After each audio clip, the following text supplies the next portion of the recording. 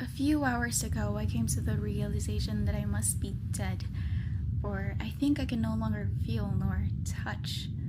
I hope my wife's okay. I've been roaming our house for a while now, but I can't find her. Every minute that passed, the house looked different than it was before. A dozen people walked in and a few were in the living room. Could Jane have invited them? Nobody cared to visit us then, even before I got sick. They called us the two evil wives of Murphy Street so often that I almost sewn it into my handkey. Jane resisted, of course. Maybe our neighbors rejoiced my death. Maybe they told Jane that she was free. But I know she loves me. She could never believe them. But I remember her letting go of my hand when our neighbors covered their children's eyes with disgust. Hatred was flaming in their stares. I didn't care. She did sometimes, but she loves me. The wall wasn't here a second ago, but I end up walking through, as I've been used to our hallway being here.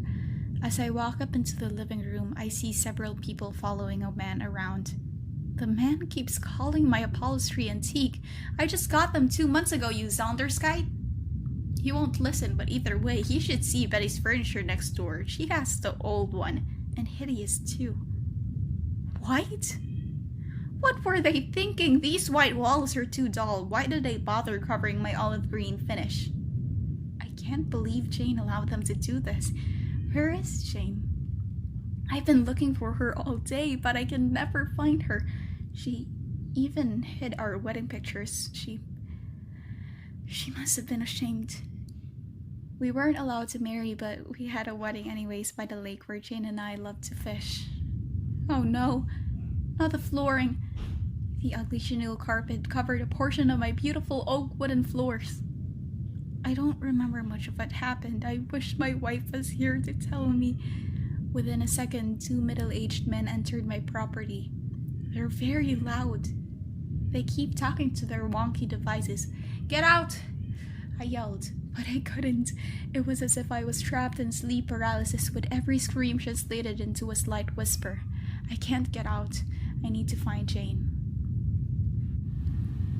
In the blink of an eye, the house we both built with love and patience was unbearable to see. None of the lights were fully functioning at this point, though at least 3 light bulbs still blinked their way through multiple flickers trying to resist its death. The white walls were now covered with mold, and bugs of all kinds crawled inside and out. The cobwebs have covered half of the rotten ceiling. The chenille carpeting is now partially torn, and what's left of it is covered in mud and dirt. She's gone. She was long gone. I just didn't realize. I've been losing track of time. For every single blink, there was new furniture, new walls, new faces roaming around. But it's been a while and there's nobody. Ganoptia, that's it. Jane loved that word.